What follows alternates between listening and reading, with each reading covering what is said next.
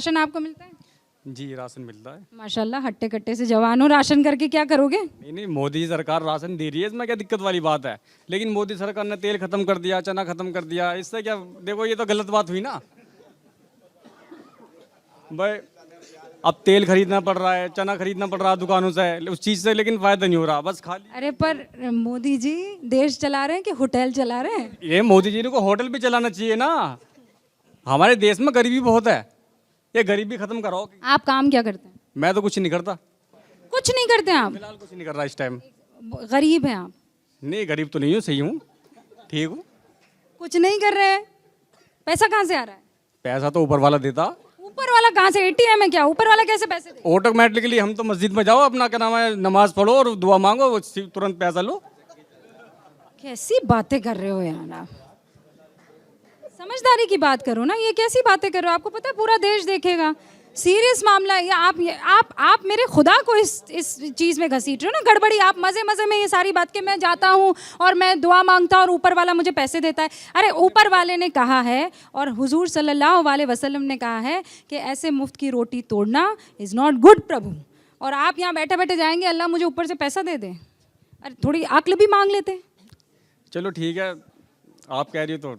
और ये बढ़िया बढ़िया मोबाइल तो चलाएंगे लेकिन अपन हाथ पैर नहीं चलाएंगे। जी हाथ पैर भी चल रहे हैं, कोई दिक्कत वाली बात नहीं है। हाथ पैर तो बस ऐसे ही चल रहे हैं ना, अल्लाह पैसा दे दे। कुछ काम क्यों नहीं कर रहे हैं आप? नहीं काम तो देखो अभी तो फिलहाल कुछ काम है नहीं, जो बात है। काम करेंगे 2024 में इंशाल्लाह, कोई दिक्कत वाली बात नहीं है। 24 में क्यों करोगे? अभी क्यों नहीं कर रहे हो? 23 में कुछ नहीं हो रहा ना अभी, अब जब 23 निकल जाएगा 24 में करेंगे। और 24 में ऐसा क्या होगा? 24 में तो बस धमाका होगा जब सरकार चेंज होगी। धमाका मतलब आप जब धमाका बोलते हैं तो उसके 10-10 माने हो जाते हैं, याद रखिएगा। जी चलो ठीक है। यूँ बोलिए राजनीतिक धमाका। राजनीतिक धमाका होगा। मैंने बचा लिया है आपको। अब कुछ और लोगों से यहाँ बात कर लेते हैं। सुना आपने, राशन आ रहा है, घर तक पहुँचा दीजिए, बेहतर होगा। काम नहीं कर रहे हैं पर भैया के पास बढ़िया फ़ोन है। पहले तो बहुत बहुत शुक्रिया कि इस आज़ादी के बाद में आप और आपका चैनल हम मुसलमानों के बीच में आया है, उसका हालचाल पूछने। और जो सच दिखाती है वो दुनिया देखती है। इस समाज की जो हालत है आपने घर घर जाकर देखी है। मैं सलाम करता हूँ पत्रकारिता को और सलाम करता हूँ मैं आपके इस चैनल को। मोदी, मुल्क और मुसलमान, ये टाइटल आपका है। मोदी, योगी, मुसलमान और हिंदुस्तान। सर योगी नहीं है ना इसमें, खाली मोदी है अभी। कोई बात नहीं। मोदी हिंदुस्तान और मुसलमान बेपनाह प्यार करता है क्योंकि वही उसका मुल्क है, उसके पूर्वज इस माटी में दफन है। नहीं सर, वो मुल्क से प्यार कर सकता है पर मोदी से प्यार करने वाली जो बात है वो कितने लोग मानेंगे? मैं वो बता रहा हूँ, मोदी जी से प्यार इसलिए करता है कि आप दिल्ली से आप जब आए हो, कि बाई रोड आए हो, काश इससे आज 14 से पहले आए होते तो 5 घंटे आपको लगते। आज रोड ऐसा बना दिया है कि आज दुनिया देखने आती है। मेरठ रोड के साथ सर्विस रोड नहीं दिया हमारे यहाँ, वहाँ सर्विस रोड। लेकिन रोड बना है, सर्विस लेन नहीं दिया है और अंदर तक की सड़क जो है वो रोक। 50,000 की आबादी का ये गांव है और 95% मुस्लिम आबादी है यहाँ पे। हम लोगों ने डिमांड की थी, इन लोगों ने रोड अच्छा बनाया। नितिन गडकरी, नो डाउट मैं उनका फ़ैन हूँ, अच्छा काम किया। पूरे हिंदुस्तान में बहुत अच्छे रोड बनाए, चाहे मेरठ एलिवेटेड ये एक्सप्रेस वे हो, चाहे हमारा यहाँपुर तक हो, मुरादाबाद वाले पे काम चल रहा है। हम लोग यहाँ पे डिमांड लेके गए थे, हमारे यहाँ के जो उस टाइम एमएलए थे वो भी गए थे, नितिन गडकरी से बात हुई थी, उनसे टाइम भी लिया था। 50,000 की आबादी का गांव 2 पार्ट में बांट दिया क़यामत तक के लिए। आज की डेट में या तो 10 रुपये ऑटो को दे के आएगा उस तरफ का आदमी इस तरफ, या फिर 15 मिनट में रोड क्रॉस करके आएगा। सड़क बनाई लेकिन काट दिया बीच में से। एक है प्रधानमंत्री योजना, प्रधानमंत्री योजना से रोड बनी है पूरी, जहां आप यूपी के जगह जगह आप जा सकते हैं।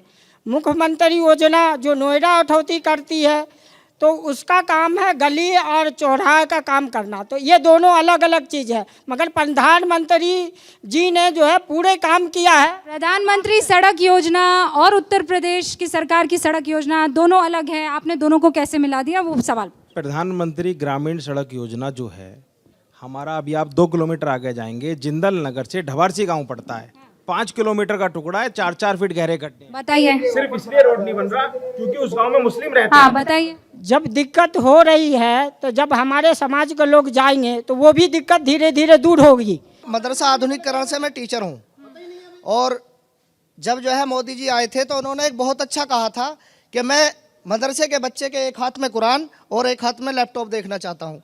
उसके लिए टीचरों का आवेदन हुए, मैंने भी आवेदन किया, मेरा सिलेक्शन हो गया, मैं आधुनिकीकरण से टीचर हूँ। लेकिन 7 साल से हमारी सैलरी रुकी हुई है। अब हम क्या करें? अब हम बच्चों को कहाँ से लाएं खाने के लिए? आपका सिलेक्शन हो गया, फिर उसके बाद हमारी सैलरी आती थी और हमारी 7 साल से सैलरी रुकी हुई है।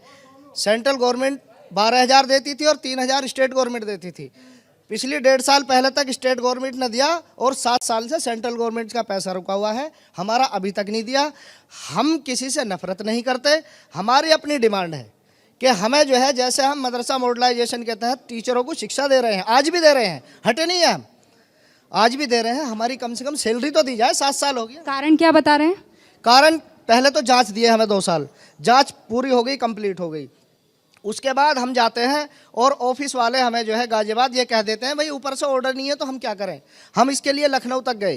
तो आप ये कह रहे हैं 7 साल से केंद्र सरकार की तरफ से जो आपको पैसा और सैलरी मिलनी चाहिए थी वो नहीं मिली है, और राज्य सरकार की तरफ से आपको जो मिलता है मामूली सी सैलरी वो ज़रूर मिल रही है। वो 1.5 साल से वो भी रुकी हुई है। 1.5 साल से वो भी रुकी हुई है। तो यहाँ ये आपका नाम? मेरा नाम मोहम्मद अनीस है और नाहल का निवासी हूँ और Urdu medium junior high school मकतब जो है पुराना 49 से वहाँ मान्यता है।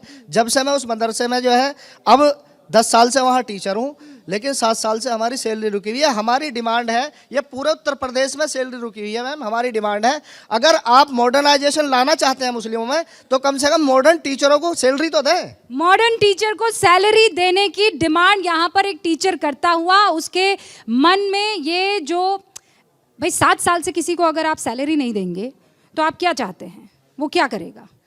फिर भी ये एक टीचर है जो अपनी पढ़ाई का या पढ़ाने का काम नहीं रोक रहे हैं। तो सरकारों को इस बारे में तो सोचना पड़ेगा। 7 साल से अगर आपने सैलरी रोकी है तो किस बिना पर रोकी है, ये एक बड़ा सवाल है जिसका जवाब तलाशने की जरूरत है। गाजियाबाद जिले में अपर गंग नहर के किनारे बसा है मसूरी। ये इलाका गाजियाबाद शहर से करीब 16 किलोमीटर दूर है। 2011 की जनगणना के मुताबिक मसूरी की जनसंख्या 23,000 है। इसमें 12,108 पुरुष जबकि 10,870 महिलाएं हैं। लिटरेसी रेट है 56%। गाजियाबाद तहसील में 3/4 हिंदू आबादी है, लेकिन मुसलमान यहाँ उम्मीदवारों की हार जीत तय करने वाली स्थिति में है। हिंदू आबादी 75.71% है, जबकि 22% मुसलमान है। जैन, सिख, बौद्ध और ईसाई मिलाकर यहाँ 2% के करीब है। इलाके में गंदे पानी का जमाव सबसे बड़ी समस्याओं में से एक है। पीने के पानी की सप्लाई भी यहाँ की मुख्य समस्या है। मसूरी थाना इलाके में क्राइम रेट भी एक बड़ी चुनौती है। हालांकि पिछले कुछ सालों में क्राइम पर लगाम लगाई गई है। तो ये स्थानीय मुद्दे थे, लेकिन अब चुनावों को लेकर मन में क्या चल रहा है मसूरी के मुसलमानों के, जरा ये जान लेते हैं। बहुत सारे तादाद में यहाँ पर लोग बैठे हुए हैं। चुनावों में इस बार आप किस तरीके की संभावना देख रहे हैं? क्या यहाँ का मुसलमान सपा को पसंद करेगा, बसपा को पसंद करेगा, या बीजेपी कभी उनके जहन में आएगी? मैम, मेरा मानना यह है, और मैं ज़्यादातर हम लोगों के गांव में जो मशवरे होते हैं, हम अब इस नीति पे काम करेंगे, गिव एंड टेक, हमें दो और हमसे लो। जो पार्टी, जो कैंडिडेट मेरे गांव को इंटर कॉलेज, डिग्री कॉलेज देगा, वादा करेगा कि चुनाव जीतने के बाद हम लोग आपको इंटर कॉलेज, डिग्री कॉलेज देंगे, हम लोग 100% उसको वोट करने का काम करेंगे। ना हमें मोदी से गुरेज है, ना हमें समाजवादी पार्टी से गुरेज है। जो आदमी हमें देगा, हमें शिक्षा चाहिए। मुझे, मेरी बहन आज की डेट में अगर कोई ग्रेजुएशन कर रही है तो गाजियाबाद 30 किलोमीटर जा रही है, 100 रुपये का किराया एक तरफ से लगता है, आने जाने के 200 रुपये लगते हैं। हर किसी आदमी पे 200 रुपये नहीं है। मैं ये चाहता हूं कि मेरे गांव के अंदर डिग्री कॉलेज होना चाहिए, इंटर कॉलेज होना चाहिए, जिससे कि मेरी बहन पढ़ सके, मेरी आने वाली नस्लें चल सके। आपका नाम? मेरा नाम जुबैर अली। जुबैर अली ने जो बात कही है बहुत ही शानदार और पते की बात है। आप भी यही मानते हैं कि जो देगा उसे वोट मिलेगा, या आपको बैर है कि नहीं भाई ये बीजेपी तो मुसलमानों की पार्टी नहीं है, इनको तो हम वोट नहीं करने वाले? नहीं नहीं, जो काम करेगा वोट उसे मिलेगी। और क्या काम आप चाहते हैं? जो जैसा भैया ने बताया कि डिग्री कॉलेज है वो बनना चाहिए यहाँ पे। आप क्या कर रहे हैं अभी? मैं स्टडी कर रहा हूँ। क्या पढ़ रहे हैं? BA सेकंड ईयर चल रही है मेरी। क्या बनना चाहते हैं? अभी तो कुछ ड्रीम नहीं है, अभी नहीं ड्रीम। कहाँ जाते हैं BA करने? कर रहा हूँ मैम, रॉयल कॉलेज। तो यहाँ से आपको रोज सफ़र करना पड़ता है? जी मैम। कितना टाइम लग जाता है? करीबन आधा घंटा 40 मिनट लगती है। यहाँ से जाने में। तो आप चाहते हैं कि यहाँ बगल ही में एक कॉलेज आ जाए। जी बगल में बनना चाहिए और सबके लिए ये सुविधा होनी चाहिए फिर। अच्छा, आप पढ़ाई खत्म करके कुछ तो मन में विचार होगा ना कि बनना चाहता हूँ, जी वकील बनना चाहता हूँ मैं। वकील बनना चाहते हैं तो एलएलबी करनी पड़ेगी। जी फिर आप कहेंगे डिग्री कॉलेज के बाद एलएलबी कॉलेज भी यहाँ पर आना चाहिए। नहीं अभी ये आ जाए फिर तो बाकी तो बात की बात है, पहले ये तो आ जाए।